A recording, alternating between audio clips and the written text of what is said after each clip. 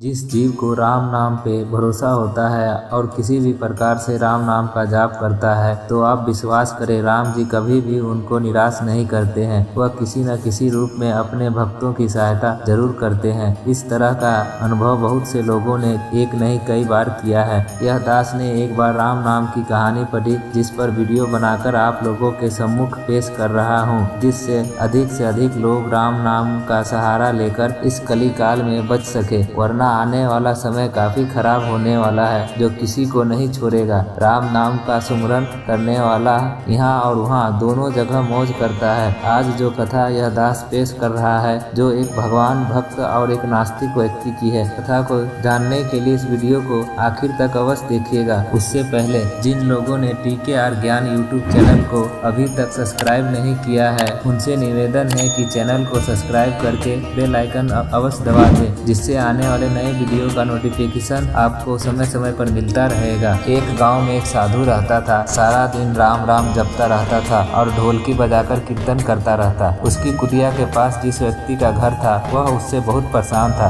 एक दिन वह व्यक्ति गुस्से में उस साधु की कुटिया में चला गया और कहने लगा कि तुम क्या दिन रात राम राम रटते रहते हो? तुम्हें तो कोई काम धंधा नहीं है, हमें तो कमाने जाना पड़ता है। तुम्हारी ढोलकी की आवाज से मैं सो नहीं पाता। साधु कहने लगा तुम भी मेरे साथ राम राम जपो, देखो सब तुम्हें पता चलेगा कितना आनंद आता है। वह व्यक्ति थोड़ा खींचकर कहा अगर मैं तुम्हारे साथ राम राम जपता हूँ तो क्या तुम्हारा राम मुझे खाने के लिए रोटी देगा? साधु कहने लगा मुझे तो राम नाम की लगन लगी है, मुझे तो राम जी की कृपा से हर रोज भोजन मिल जाती है। तुम भी राम राम जप के देख लो, मुझे भरोसा है भगवान तुम्हें खाने को जरूर देंगे। वह आदमी उस साधु को चुनौती देता है कि तुम्हारे साथ आज राम राम का भजन करता हूँ, अगर तुम्हारे राम ने आज मुझे रोटी खिला दी सारी उम्र राम की भक्ति में लगा दूंगा, अगर नहीं खिलाई तो तुम ढोलकी बजाना बंद कर दोगे। साधु कहता है कि मैंने तो निष्काम भाव से प्रभु राम की भक्ति की है, लेकिन फिर भी मुझे तुम्हारी चुनौती मंजूर है। वह व्यक्ति साधु के साथ बैठकर राम राम का जाप करता है और मन में निश्चय करता है कि चाहे कुछ हो जाए मैं आज भोजन नहीं करूंगा, देखता हूँ इसका राम मुझे कैसे भोजन कराता है। राम राम का भजन करने के बाद वह सोचता है कि अगर मैं घर जाता हूँ तो मेरी माँ और बीवी मुझे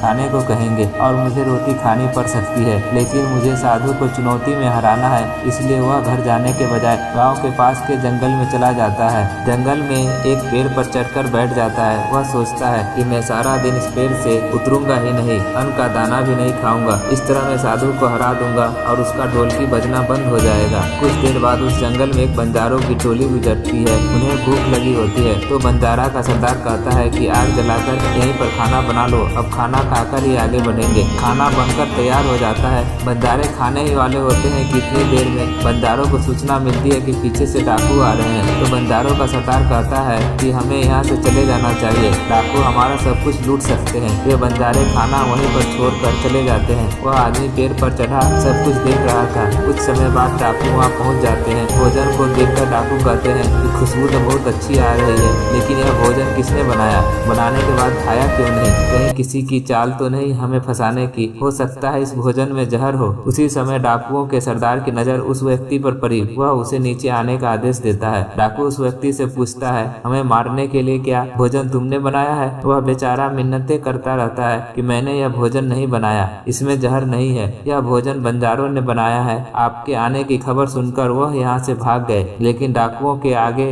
उसकी एक नहीं चली। डाकू कहते हैं कि अब तुम्हें यह भोजन खाकर दिखाना पड़ेगा, क्योंकि हमें लगता है कि तुमने ही यह भोजन बनाया है और इसमें जहर मिलाया है। अब तुम ही सबसे पहले यह भोजन खाओगे। वह जिद पर अड़ा रहा, मैं यह भोजन नहीं खाऊंगा, किसी कीमत पर नहीं खाऊंगा। डाकुओं का शक और गहरा हो जाता है। वे बंदूक की नोक उसके सिर पर रखकर कहते हैं तुम्हें यह भोजन खाना पड़ेगा, नहीं तो गोली खानी पड़ेगी। वह व्यक्ति भोजन कर रहा है और साधु को याद करते करते आंसू उसकी आंखों से बह रहे थे कि मेरा निश्चय है कि राम नाम जाप लेगा तो राम तुझे भोजन भी देंगे। उसके भोजन करने के बाद डाकुओं ने छोड़ दिया। अब उसे विश्वास हो गया कि बंजारों को और डाकुओं को राम जी ने ही भेजा था। वह सीधा साधु की कुटिया में चला गया और जाकर उनके चरणों में प्रणाम किया और उन्हें सारा वृत्तांत सुनाया। अब उस साधु से भी ज्यादा उसे राम नाम की लगन लग गई। उसने पूरा जीवन राम जी को समर्पित कर दिया।